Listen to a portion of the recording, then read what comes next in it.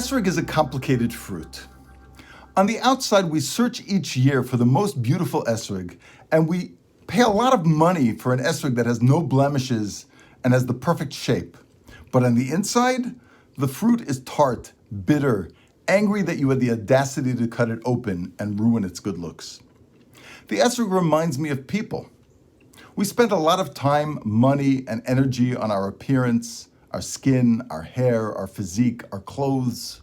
But inside, we all feel a bit tart, and if we are truly honest, maybe more than a little bitter about our imperfections. Isn't that so?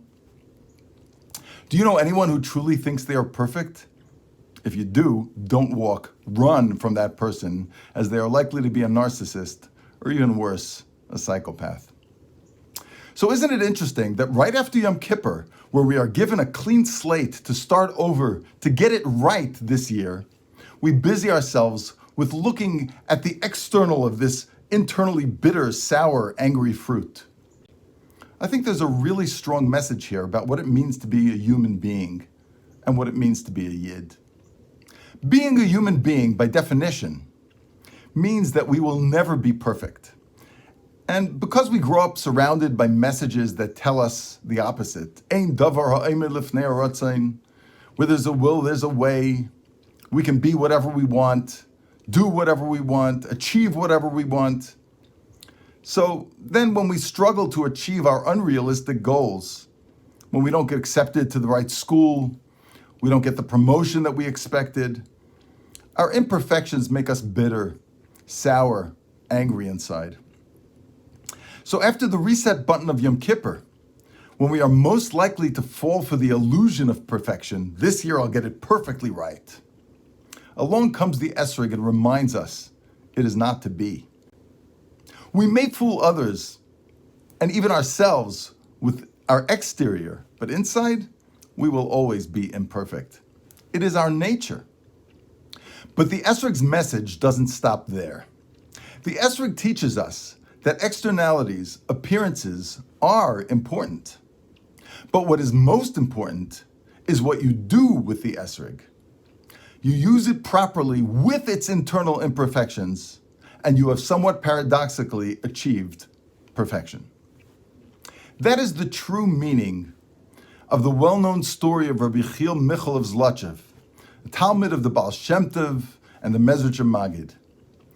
Rav Michal had inherited a pair of tefillin from his grandfather, who was a big tzaddik, and a gvir, a wealthy yid, had many times offered him a huge amount of money for these tefillin, but Rav Michal didn't want to sell them. Each time, Rav Michal's wife pushed him to sell the tefillin because they lived in poverty, they needed the money, and poverty in the mid-1700s was a lot worse than what we can imagine.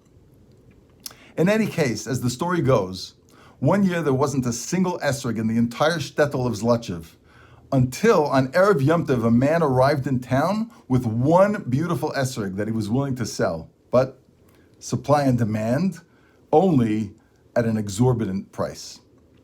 Rav Michal, not wanting to miss out on the mitzvah of lulav and esrog, sold his grandfather's tefillin to the gevir and used the money to buy this esrog. However, when he brought the esrog home and his wife found out how he had paid for it, she was so angry that she grabbed the esrog and bit off the pitum and threw the esrog on the ground. And of course, it was puzzle. Incredibly, Rav Michal did not get angry. Instead, he said that if Hashem was geyser, that the esrog should become puzzle, he accepted the gzeira with ahava, with love. And later that night, his grandfather came to him in a dream and told him that his not getting angry made a much larger impact in Shamayim than the fact that he had sold the tefillin to buy the esrog in the first place. And of course that is the case. Because at the end of the day, it is not the beauty of the esrog that counts, but what we do with it. And usually what we do with it is the mitzvah of lulav and esrog. But as Rav Michal Zlotchev taught us, there can be other mitzvahs to do with it too. I would argue that Rav Michal did a greater mitzvah with his puzzle esrog than he could have done with it when it was kosher.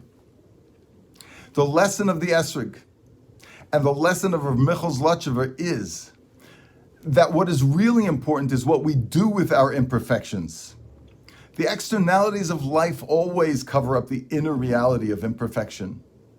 And we have to strive to grow, to heal, to live up to our potential. Mechayel l'chayel. The externalities are important. But you know what makes an even greater impact in Shemayim? When we are able to be okay with our imperfections. When we can truly say, this is who I am, and this is what I am capable of doing, and it is enough, and I am enough. And then paradoxically, the internal imperfections and the sourness and bitterness we feel about them melt away. As human beings and as Yidden, we are imperfect. But with the right attitude, we can accomplish more with our imperfections than with the illusion of perfection. May we merit the presence of mind to accept our imperfections with love, and thus be able to experience the only true simcha, the simcha of imperfection, the simcha of impermanence, which is of course the simcha of Sukkos, v'samachta b'chagecha. I wish all of you a freiliche, zisa, simcha dike yomtiv.